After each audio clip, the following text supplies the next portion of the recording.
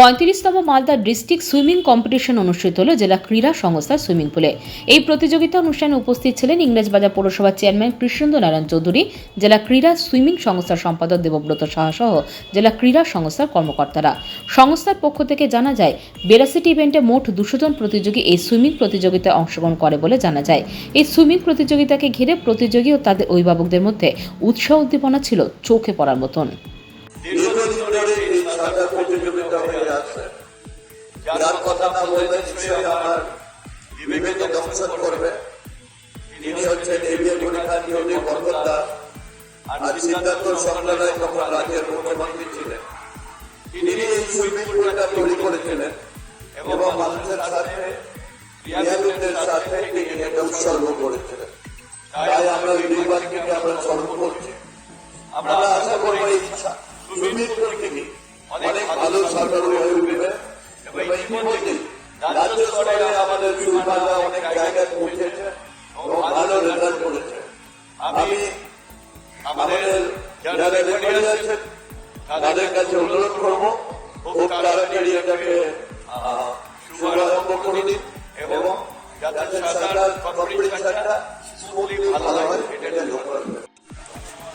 আজকে মালদা ডিএসের সুইমিং বিভাগের আজকে আমাদের প্রতিযোগিতা চলছে, যার আনুষ্ঠানিক উদ্বোধন করলেন আমাদের মালদা ডিএসের মাননীয় সম্পাদক কৃষ্ণেন্দু নারায়ণ চৌধুরী।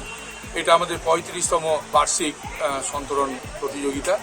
এখানে 200 বাচ্চারা তারা প্রতিযোগিতায় অংশ নিয়েছে। আমাদের গতকালও কিছু প্রতিযোগিতা হয়েছে 400 মিটার, বাকিগুলো আজকে হচ্ছে।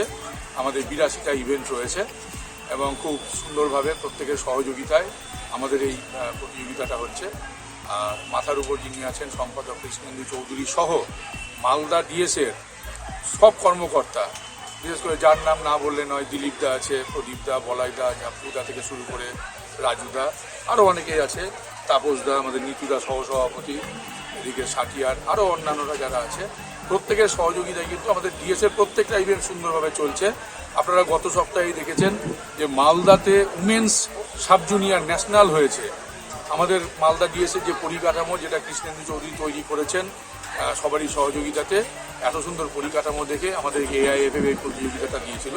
তো মালদা ডিএসে একটা খেলার একটা বিশাল একটা জায়গায় চলে এসছে কর্মকাণ্ড। প্রত্যেকটা ইভেন্ট মালদা ডিএসে খুব দক্ষতার সাথে করছে। তো মাথার উপর কৃষ্ণেন্দু চৌধুরী সম্পাদক আছেন, আমরা তার সৈনিক হিসেবে সব কাজগুলো এগিয়ে যেতে পারছি।